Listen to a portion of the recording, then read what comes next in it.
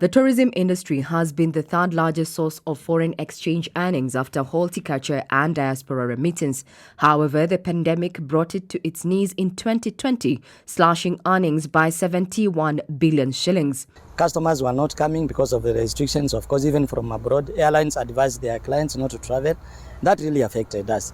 So you found that our business went down by about a third of what we used to do. COVID is another way that the industry has to survive with less tourism. So having a balance of market and having a balance of customers is very, very important for any business. If a business goes all the way international and they take off the charters, then you have no business. The muted travel would continue in 2021, perhaps living up to the projection by the International Air Transport Association that it could take up to 2024 for air traffic and passenger numbers to return to pre-COVID levels. To boost tourist numbers, Kenya applied various strategies, among them partnership with the short-form video platform TikTok to target a global youth audience to showcase the eighth natural wonder of the world, the great wildebeest migration. This move meant wildlife enthusiasts across the globe could watch virtually the crossing of wildebeest and zebras of the Mara River. The tourism industry also sought to adopt a marketing strategy to position Kenya as a luxury destination on several key markets when it received 15 guests from the US at $125,000 per person. The 12th luxury tour of 4 iconic African destinations.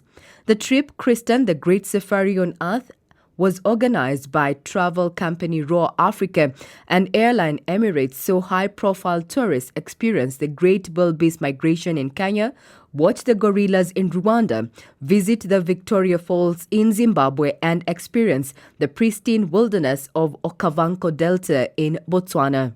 The tourism industry experienced a boost in the third quarter compared to the same period in 2020, with international tourist arrivals through Mombasa and Nairobi surging by 489%.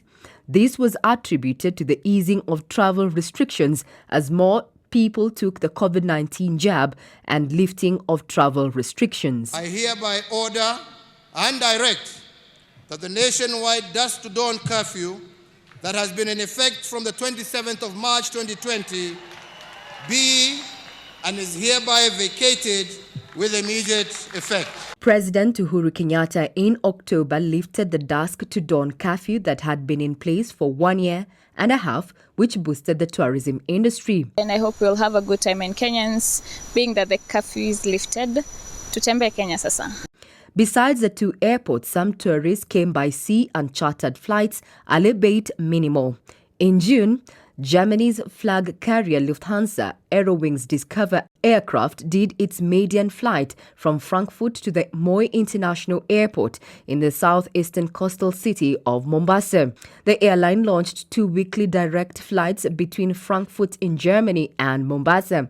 On the other hand, aviation company 748 Air Services, that has mostly served as a multinational private aviation firm, went commercial for the first time mid-year, launching a new route to Kisumu.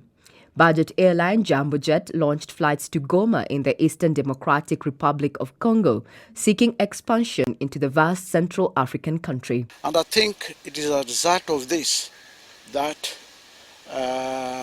Lufthansa Airlines will begin to fly into Kenya from July, and KLM will be flying to Kenya from October, 2 flights in a week.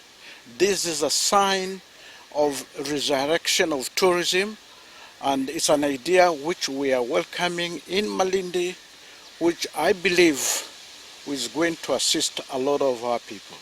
Hoteliers lauded the operationalization of low-cost carriers, saying their presence in the aviation industry made air travel accessible and affordable for a majority, especially domestic travelers. The MICE sector also received a boost during the period under review with the operationalization of a new conference facility at the Bomas of Kenya. The Bomas also went digital with programs now online. It is my singular honor to officially launch the signature tune of Bomas of Kenya. Makofi, Makofi, Makofi, here comes the sound.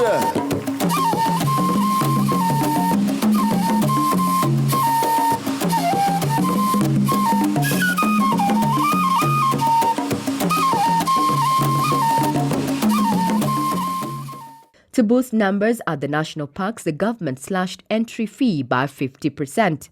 However, normal rates are to resume from January 2022. We want also free entry for persons living with disabilities to the Nairobi Safari Walk and the Nairobi Animal Orphanage for 1 month, effective from today.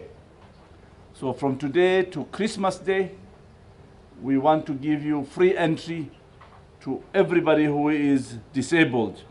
The ease in COVID measures gave life to cultural festivals that had been suspended under the directive on gatherings.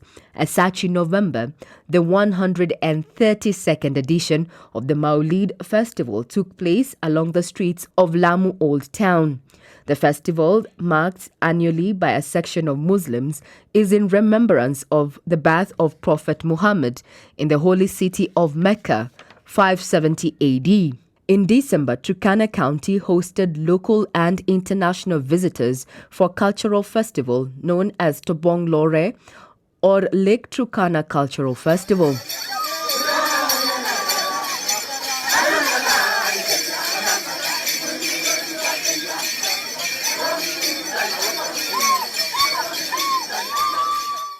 The event is hosted by local indigenous communities to promote peace, cultural exchange and tourism, and is a celebration of indigenous culture. Kenya hii lazima tutafute ushirikiano na umoja wa watu wa taifa letu la Kenya. The latest survey by the Kenya Tourism Board predicts a positive outlook for the domestic tourism niche in 2022. It is important for all of us to be vaccinated so that we can all be safe. Already our target is reaching, by end of this year, about 1 million visitors into the country. Recovery will take time, but we must be innovative. There'll be a new normal to the hospitality industry and tourism. We count on you to participate with us. We are glad that Kenyans supported our hospitality industry in the last 2 years, and we value you. We'll continue supporting you. I want to appreciate Kenyans and visitors across the world who have come and supported our sector. It is time we government say thank you. Let me take this opportunity to wish you all the best for the festive season. May you all stay safe, keep healthy, and have a wonderful new year. And 2022 will be a good year for tourism. Regina Manyara reporting for the Year in Review.